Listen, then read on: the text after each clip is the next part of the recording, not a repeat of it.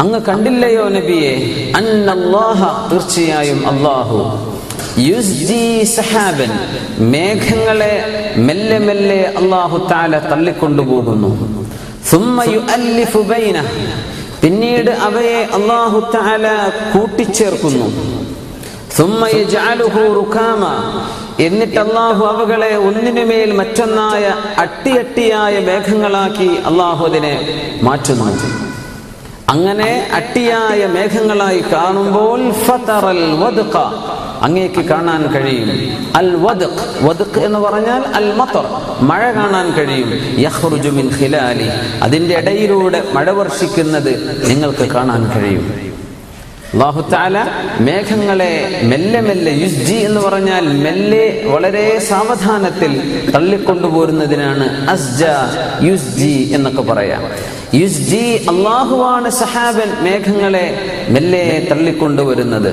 സുമ്മ യുഅല്ലിഫു ബൈനഹ അങ്ങനെ പല ഭാഗത്തു നിന്നായി വരുന്ന മേഘങ്ങളെ പരസ്പരം പൊരുത്തമുള്ളതായി. തഅലീഫ് എന്ന് പറഞ്ഞാൽ മനപ്പൊരുത്തം എന്നാണ് വാക്കിന്റെ അർത്ഥം. മുഅ്മിനായ മനുഷ്യൻ ഇൽഫുൻ അലൂഫ്. ഇംഗ്ലീഷിൽ അലൂഫ് എന്ന് പറഞ്ഞാൽ നേരെ ഓപ്പോസിറ്റ് ആണ്. തീരെ മനപ്പൊരുത്തമില്ലാത്ത ആൾക്കാണ് അലൂഫ് എന്ന് പറയാം. വളരെ പരുക്ക ഹൃദയനായ ആളുകൾക്കാണ് ഇംഗ്ലീഷിൽ അലൂഫ് എന്ന് പറയാം. പക്ഷെ അറബിയിൽ അലൂഫ് എന്ന് പറഞ്ഞാൽ ഏറ്റവും നല്ല മനപ്പൊരുത്തുള്ള ആളുകൾക്കാണ്. മുഅ്മിനായ മനുഷ്യൻ അങ്ങനെയാണ് എന്നാണ്. യഅലിഫു മുഅ്മിനായ മനുഷ്യൻ ഇൽഫുൻ അലൂഫുൻ ലാ ഖൈറ ഫീമൻ ലാ യഅലിഫു വലാ യുഅലഫ്. മുഅ്മിനായ മനുഷ്യൻ എല്ലാവരോടും ഇണങ്ങുന്ന ആളാണ്, വളരെ പെട്ടെന്ന് ഇണങ്ങുന്ന ആളാണ്. പക്ഷേ ലാ ഖൈറ ഫീമൻ ലാ യഅലിഫു വലാ യുഅലഫ്, ചില ആളുകൾ ആരോടൊക്കെ ഇണങ്ങൂല്ല, അവരോട് ഇണങ്ങാൻ ആരിങ്ങോട്ടും വരൂല. അങ്ങനത്തെ ആളുകളിൽ ഒരു ഖൈറുമില്ലെന്ന് റസൂലുള്ളാഹി സ്വല്ലല്ലാഹു അലൈഹി വസല്ലം പറയുന്ന ഒരു ഹദീസുണ്ട്. അപ്പൊ യുഅല്ലിഫു എന്ന് പറഞ്ഞാൽ അല്ലഫ എന്ന വാക്ക് ആ ആശയധാതുവിൽ നിന്നാണ്. പക്ഷേ അല്ലഫ എന്ന് പറഞ്ഞാൽ ഒന്ന് മറ്റൊന്നിനെ കൂട്ടിച്ചേർക്കുക, ഒരുമിച്ച് കൊണ്ടുവരെ, ജംഇ ചെയ്യുക. മേഘക്കൂട്ടങ്ങളെ അല്ലാഹു തആല ഒരുമിച്ച് കൂട്ടുന്നു. സുമ്മ യജഅലുഹു റുകാമ പിന്നീട് അവയെ അല്ലാഹു റുകാം, റുകാം എന്ന് പറഞ്ഞാൽ ഒന്നിന് മീതെ മറ്റൊന്നായി, പൈൽഡ് ഓൺ, ഒന്നിന് മീതെ മറ്റൊന്നായി കൂടിച്ചേർന്ന മേഘങ്ങളാക്കി അല്ലാഹു തആല മാറ്റുന്നു. അത് മാറ്റിക്കഴിഞ്ഞാൽ ഫതറ ഉടനെ തന്നെ കാണാൻ കഴിയും അൽ വദ്ഖ മഴയെ കാണാൻ കഴിയും അങ്ങേക്ക്. യഖ്റുജു മിൻ ഖിലാലി അതിന്റെ ഇടയിൽ നിന്ന് മഴ ഇങ്ങനെ വർഷിക്കുന്നു. വയുനസ്സിലു മിനസ് സമാ അല്ലാഹു തആല ആകാശത്ത് നിന്ന് നിങ്ങൾക്ക് വർഷിപ്പിച്ചുകൊണ്ടേയിരിക്കുന്നു, അല്പാൽപമായി വർഷിപ്പിച്ചു തരുന്നു. മിൻ ജിബാലിൻ ഫീഹ ആകാശത്തുള്ള പർവ്വതങ്ങളിൽ നിന്ന്, മിൻ ബറദിൻ ഐസ് കട്ടയുടെ പർവ്വതങ്ങളിൽ നിന്ന്, ആകാശത്ത് നിന്ന് നിങ്ങൾക്ക് മഴ വർഷിപ്പിച്ചു തരുന്നു. ഫയുസീബു ബിഹി മൻ യശാ അല്ലാഹു ഉദ്ദേശിക്കുന്ന ആളുകൾക്ക് അല്ലാഹു അത് എത്തിച്ചു കൊടുക്കുന്നു. ഫയുസീബു ബിഹി മൻ യശാ അവൻ ഉദ്ദേശിക്കുന്ന ആളുകളെ അല്ലാഹു അതുകൊണ്ട് പിടികൂടുന്നു എന്നും അർത്ഥമുണ്ട്. ഐസിന്റെ കട്ടകളൊക്കെ മഴ വർഷിച്ചാൽ ചില സമയം അത് അദാബാണ്, ചെടികൾക്ക് നാശമാണ്, മനുഷ്യർക്ക് പ്രയാസമാകും, വീടുകൾ അതിന്റെ റൂഫുകളൊക്കെ പൊളിഞ്ഞു പോകും ചില ഐസ് മലകളുടെയൊക്കെ വർഷം സംഭവിച്ചാൽ. അല്ലാഹു തആല ഫയുസീബു ബിഹി മൻ യശാ അല്ലാഹു തആല മഴ വർഷിക്കുമ്പോൾ പറയുന്നത് മഴ ഇറക്കിത്തരുന്നാണ്. പക്ഷെ ഇവിടെ അസ്വാബ അത് അല്ലാഹു പിടികൂടുന്നു എന്നർത്ഥത്തിലാണ്.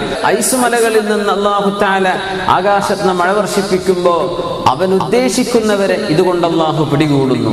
വയസ്രിഫുഹു അമ്മൻ യശാ അവൻ ഉദ്ദേശിക്കുന്നവരിൽ നിന്ന് അല്ലാഹു അതിനെ തട്ടിമാറ്റുകയും ചെയ്യുന്നു. ചില ആളുകൾക്ക് ആ ശിക്ഷ വരില്ല, ചില ആളുകളിൽ നിന്ന് രക്ഷപ്പെടും. യകാദു സനാ ബർഖിഹി ആ ഐസിൽ നിന്ന്, അതിൽ നിന്ന് ജന്യമായി ഉണ്ടാകുന്ന ബർക്ക് ഇടിമിന്നലിന്റെ പ്രകാശം. ഇടിമിന്നൽ ഉണ്ടാകുമ്പോൾ ശക്തമായ പ്രകാശം ഉണ്ടാകും. ആ ഇടിമിന്നലിന്റെ പ്രകാശം യദ്ഹബു ബിൽ അബ്സാർ മനുഷ്യന്റെ കാഴ്ച തന്നെ കൊണ്ടുപോകുമാറായിട്ടുണ്ട്. അത്രക്ക് ശക്തമായ പ്രഭയാണ് അല്ലാഹു തആല ഇടിമിന്നൽ കാരണമുണ്ടാകുന്ന ആ പ്രഭ, അത്രയും വലിയ പ്രകാശമാണ് അല്ലാഹു ഉണ്ടാക്കുന്നത്. എവിടെ നിന്നുണ്ടാക്കുന്നത്? ബറദ് ഐസിൽ നിന്ന്. ആകാശലോകത്ത് ഐസിന്റെ കണികകളായി മാറുന്ന ജലത്തുള്ളികൾ ഐസായി മാറി അതിന്റെ ചാർജിൽ നിന്നാണ് ഇടിയുണ്ടാകുന്നത് എന്ന ആശയം ലോകത്തിന് മനസ്സിലായത് 1980 ശേഷമാണ്. ഇടി മിന്നലുണ്ടാവുന്ന കഥ നമ്മൾ വായിച്ചതൊക്കെ ഇപ്പോൾ ഔട്ട്ഡേറ്റഡ് ആണ്, നമ്മൾ പഠിച്ചതല്ല ഇപ്പൊ ഇടി ഉണ്ടാവാനുള്ള കാരണം. മുമ്പൊക്കെ അങ്ങനെയാ പറഞ്ഞിരുന്നത്. മേഘങ്ങൾ വിപരീത ചാർജുകളുള്ള മേഘങ്ങളുടെ അവരുടെ സംയോജനം കാരണം രണ്ട് മേഘങ്ങൾക്കിടയിലൂടെ അല്ലെങ്കിൽ മേഘവും ഭൂമിയും ഇതിന്റെ ഇടയിലൂടെ ശക്തമായ വൈദ്യുത ചാർജ് കടന്നു പോകുമ്പോഴാണ് ഇടിമിന്നൽ ഉണ്ടാകുന്നത് എന്നാണ് നമ്മളൊക്കെ പഠിച്ചു പോകുന്നത്. ഓർമ്മ ഉണ്ടോ എന്നറിയില്ല, നമ്മളൊക്കെ സ്കൂളിലൊക്കെ പഠിച്ചത്. പക്ഷേ ഇന്നത് തിരുത്തിയത് എപ്പോഴാ? 1980-കൾക്ക് ശേഷം, 20-ാം നൂറ്റാണ്ടിന്റെ ആ 80 വർഷങ്ങൾക്ക് ശേഷമാണ് സുബ്ഹാനല്ലാഹ് ഇടി ഉണ്ടാവാനുള്ള കാരണം ഐസ് കട്ടകളുടെ ചാർജുകളാണ് ഇതിന്റെ കാരണം. അല്ലാഹു തആല യകാദു സനാ ബർഖിഹി, ഹി എന്ന് പറഞ്ഞ ആ ബർഖ്, സന എന്ന് പറഞ്ഞ പ്രകാശം, കത്തിജ്വലിക്കുന്ന പ്രകാശത്തിനാണ് സന എന്ന് പറയാ. ബർഖ് എന്ന് പറഞ്ഞാൽ തന്നെ ഇടിമിന്നൽ. ഇടിമിന്നലിന്റെ ആ വലിയ പ്രഭ, ബർഖിഹി, അതിന്റെ ഇടിമിന്നൽ. ഏതിന്റെ? അഹി എന്നത് മിൻ ബറദിൻ, ഐസ് എന്ന് പറഞ്ഞ വാക്കിലേക്കാണ് മടങ്ങുന്നത്. ആ ദമീറിന്റെ മർജിഅ ഇലൈഹി ബറദ്. അപ്പോ ഐസിനാൽ ഉണ്ടാകുന്ന ഇടിമിന്നൽ, ആകാശലോകത്തെ മേഘത്തിന്റെ ഉള്ളിൽ അതിസാന്ദ്രം -ഡിഗ്രി, -40-നും 60-നും 60ഓളം, -60ഓളം വരുന്ന ഡിഗ്രിയിൽ അതിസൂക്ഷ്മമായ ഐസ് കണങ്ങളായിട്ടാണ് അല്ലാഹു തആല ഈ മേഘങ്ങളെ ആകാശലോകത്ത് നിർത്തുന്നത് എന്ന് ഇന്ന് നമുക്കൊക്കെ വ്യക്തമായി അറിയുന്ന വളരെ പഠനങ്ങൾ നടന്ന വിഷയമാണ്. ആ ഐസിലൂടെയാണ്, അതിന്റെ ചാർജുകളിന്റെ വ്യത്യാസങ്ങളിലൂടെയാണ് സത്യത്തിൽ വൈദ്യുത തരംഗങ്ങൾ ഉണ്ടാക്കുന്ന ഇടിമിന്നലുകൾ ഉണ്ടാകുന്നത്.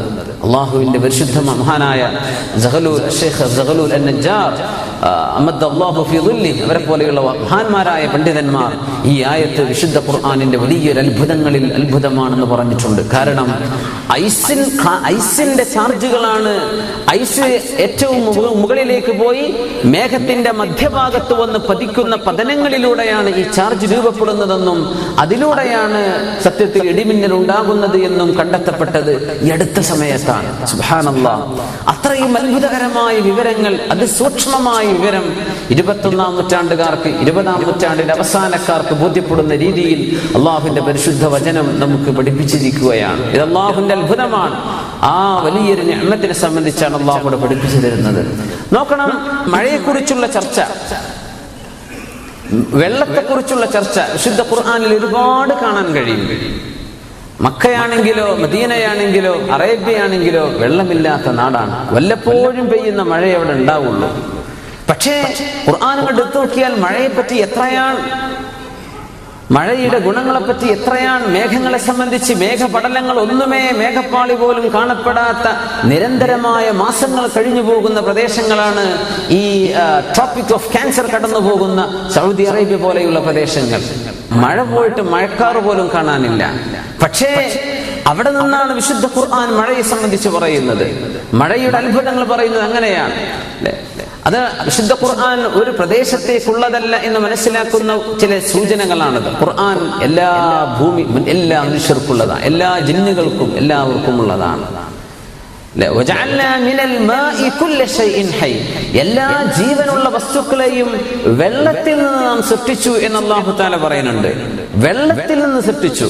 ഇന്ന് നമുക്ക് മനസ്സിലാകുന്നതാണ്, ഏതൊരു ജീവനുള്ള വസ്തുവിന്റെയും ശരീരത്തിലെ 70 മുതൽ 90% വരെ ശരീരഭാഗം വെള്ളമാണ്.